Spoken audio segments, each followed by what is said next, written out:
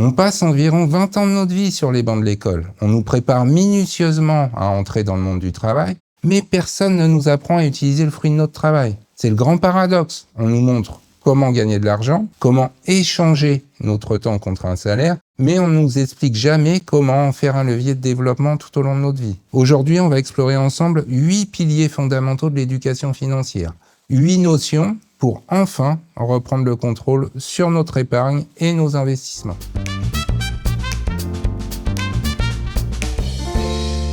Alors, différer l'utilisation de son argent sans en perdre, c'est pas une mécanique très facile. Ça nécessite quelques bases, c'est pour ça qu'on est là. Pourquoi c'est pas si simple? À cause, vous l'aurez compris, de l'inflation. On ne peut pas se contenter de laisser notre épargne sur un compte courant, ou même sur un livret pour cette raison. Ça, c'est la manière dont 1 euro a évolué sur les 40 dernières années avec une inflation moyenne en France de 1,9%. Vous voyez, l'équivalent d'1 euro, il vaut plus que 45 cents. Au bout de 40 ans, on achète moitié moins avec. Et pour bien comprendre pourquoi il y a de l'inflation et pourquoi il est très probable que ça dure, il faut assimiler que la cible donnée aux banques centrales, c'est de maintenir l'inflation à des niveaux proches de 2% par an. Leur but, c'est de créer une forme de taxe sur l'inaction pour que soit on consomme immédiatement le fruit de notre travail, ce qui alimente l'économie, soit on investisse, mais dans des actifs qui, eux aussi, font tourner l'économie. Donc, impossible de mettre ses billets sous le matelas et de les garder pour plus tard. Stagner, c'est reculer. C'est ça, l'effet de l'inflation. Oui, et c'est pour ça qu'épargner, c'est pas si simple. La bonne nouvelle, c'est qu'une fois qu'on a compris cette règle du jeu, on peut aller chercher des alliés, des placements qui avancent plus vite que l'inflation, qui ne se font pas grignoter petit à petit. On va regarder ensemble lesquels font vraiment le boulot.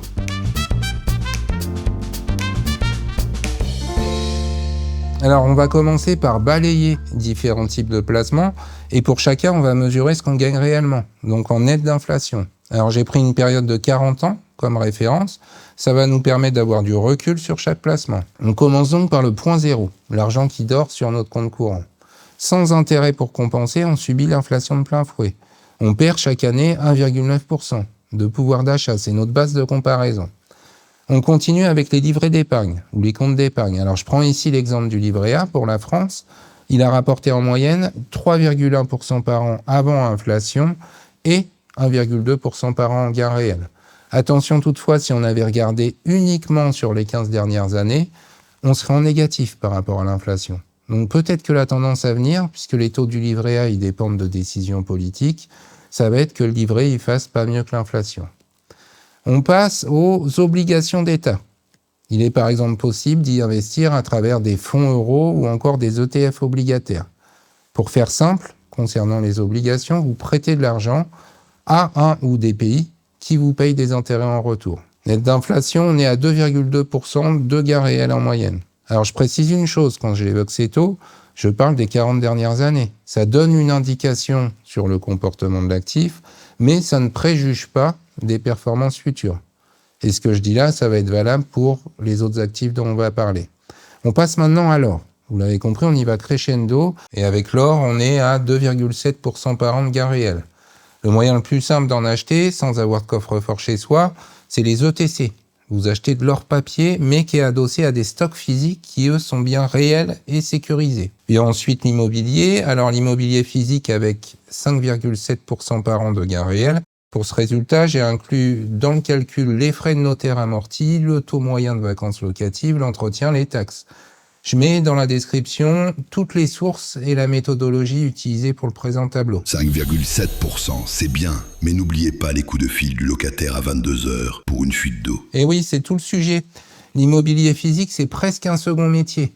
Pour ceux qui veulent plus de tranquillité, il y a l'immobilier papier, ou les SCPI en France. Alors là, on est un peu en dessous, à 4,9% par an, mais avec bien sûr un effort moindre pour gérer votre investissement. Enfin, nous avons les actions, avec ici en référence l'indice monde mesuré en net return, c'est-à-dire dividendes réinvestis, après application de la fiscalité. Elles tiennent la tête avec 6,9% net d'inflation en moyenne sur les 40 dernières années. Alors on pourrait être tenté de se dire, autant mettre toute son épargne sur ce qui rapporte le plus historiquement. Eh bien ça, c'est pas forcément une bonne idée. Ces placements, ils ont ce qu'on appelle un couple rendement-risque. Ça va de pair. Plus ça rapporte, plus c'est risqué. Les actions, par exemple, le rendement le plus élevé, mais aussi le risque le plus élevé. Si on zoome sur la période pendant ces 40 dernières années, on atteint à certains moments des baisses qui peuvent aller jusqu'à 58%. C'est au prix de cette volatilité très élevée qu'on atteint la meilleure performance sur le très long terme. La question donc, c'est pas de savoir quel est le meilleur placement, mais quel est le mix qui va nous permettre de dormir sereinement tout en battant l'inflation.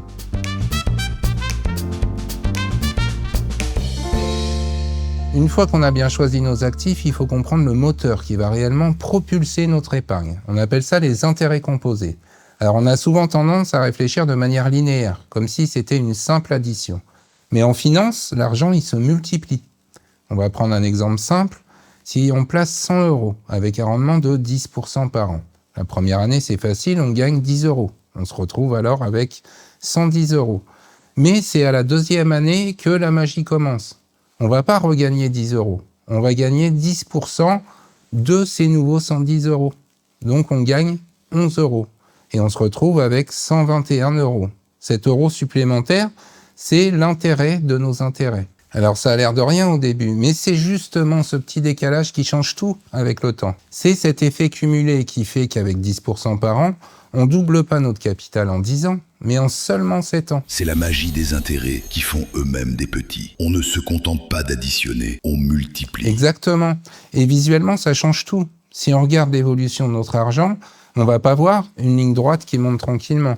On va voir une courbe qui commence doucement, presque à plat, et qui finit par s'envoler de plus en plus verticalement. C'est ce qu'on appelle une courbe exponentielle. C'est pour ça qu'au début, notre investissement, on a souvent l'impression qu'il ne se passe rien. On voit passer des 11 €, des 12 €. On peut être tenté de tout arrêter parce que ça ne monte pas assez vite. Mais c'est justement là qu'il faut être patient.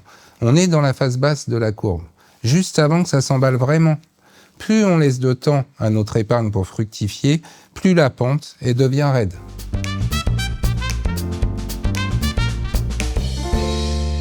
On a vu que pour aller chercher de la performance, on est obligé d'accepter une part de risque. Mais ce risque, on peut le dompter grâce à un facteur simple, le temps. C'est ce qu'on appelle notre horizon d'investissement. C'est là qu'entre en jeu la notion de volatilité. Alors la volatilité, c'est simplement le fait que le prix d'un actif, il ne monte pas en ligne droite. Il oscille en permanence. Parfois, ça monte fort, très fort. Parfois, ça chute brutalement. Mais il faut bien comprendre la différence entre investir sur le long terme et faire du trading à court terme. Sur le long terme, l'économie mondiale, elle croît et elle crée de la valeur. C'est un jeu à somme positive, la taille du gâteau, elle s'agrandit, on peut tous gagner en même temps. Par contre, sur le court terme, à l'échelle d'une journée, d'une semaine, d'un mois, c'est un jeu à somme nulle. Si on gagne de l'argent sur un coup, c'est forcément que quelqu'un d'autre a perdu en face. Et en face, on affronte des fonds d'investissement qui ont recruté les cerveaux les plus brillants de la planète, armés de satellites pour surveiller les usines ou compter les camions en temps réel. On n'a aucune chance d'être les plus rapides. Exactement.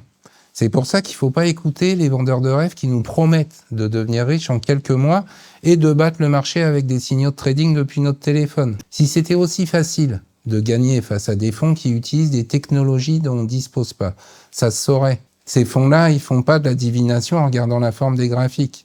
C'est typiquement ça le genre de choses qui devrait être enseigné à l'école.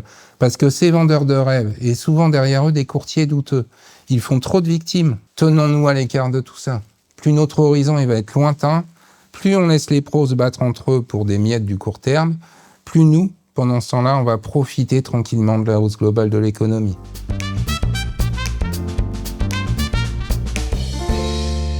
Une fois qu'on a un moteur qui tourne, il nous reste un test crucial à passer, c'est celui de la sortie.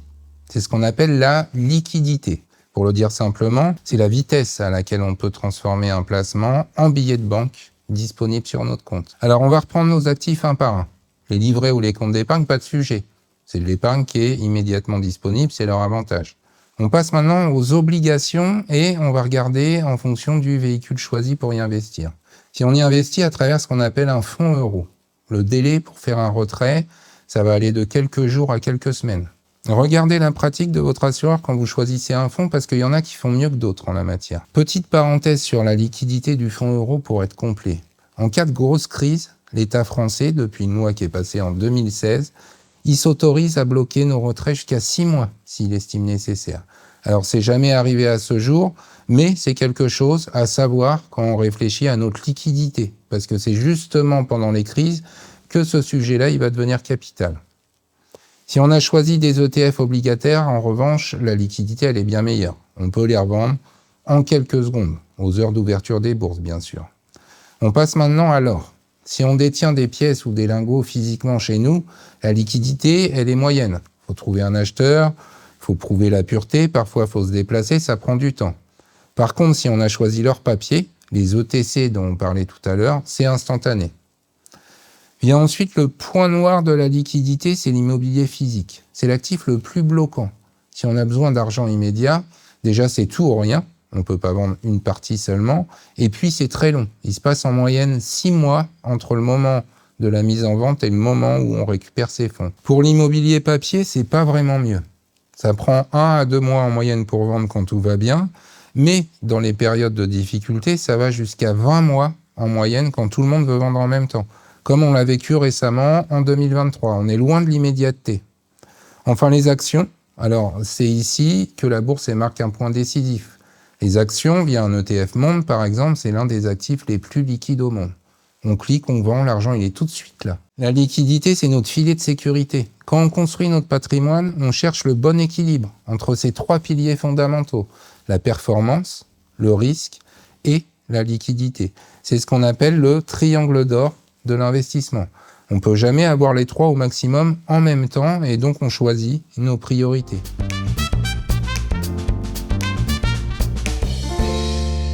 Alors on arrive sur le sujet de l'effet de levier, c'est-à-dire l'endettement qu'on utilise pour investir. C'est un outil à utiliser avec une extrême prudence. Je suis d'accord, s'endetter pour investir, c'est plus vertueux que de s'endetter pour son train de vie du quotidien. Mais même dans le cas de l'investissement, il faut bien mesurer ce qu'on fait.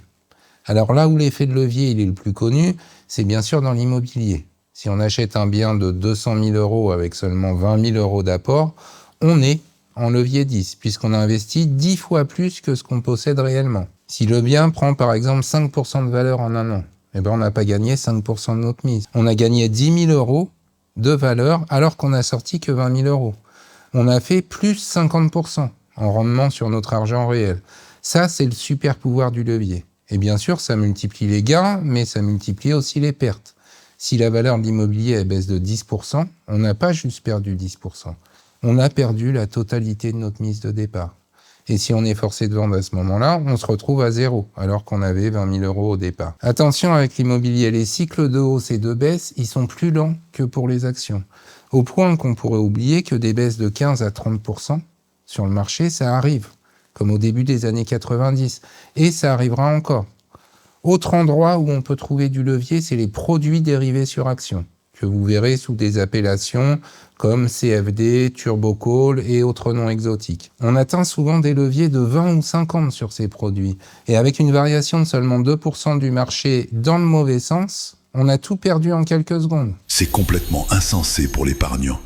Autant aller au casino. Tout à fait. Alors pour résumer sur le levier, côté bourse, je déconseille fortement. Et côté immobilier, ça peut être un levier d'enrichissement, comme ça a été le cas pour certaines générations, mais prudence quand même.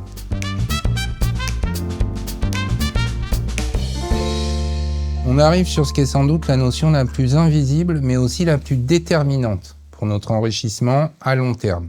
C'est ce qu'on appelle le coût d'opportunité. C'est notre manque à gagner, c'est le prix de l'inaction ou d'une mauvaise allocation de notre capital. C'est une idée simple mais puissante. À chaque fois qu'on choisit une option, on renonce au profit d'une autre. Si par exemple, on laisse de l'argent non utilisé sur un compte courant, le résultat il n'est pas de zéro. On subit une double peine. Il perd de la valeur à cause de l'inflation et il rate la croissance de l'économie. Chaque euro qu'on dépense dans un passif, par exemple c'est 10 € par mois dans un abonnement qu'on n'utilise plus, c'est pas seulement 10 € en moins, c'est 10 € qui seront jamais placés à 7% pendant 30 ans. À cause des intérêts composés qu'on a vus tout à l'heure, ces 10 € mensuels, ils nous coûtent en réalité des milliers d'euros sur notre patrimoine futur. Ne pas choisir, c'est déjà choisir de perdre ce que l'on aurait pu gagner. C'est ça. Comprendre le coût d'opportunité, c'est réaliser que l'inaction, c'est sans doute le risque le plus élevé de tous. Cette notion, elle est importante en finance, tout comme dans plein d'autres aspects de la vie.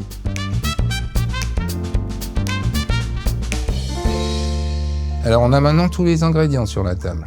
On a regardé la performance de chaque placement, on a vu la volatilité et donc le risque. On a aussi parlé de la liquidité et de l'effet de levier.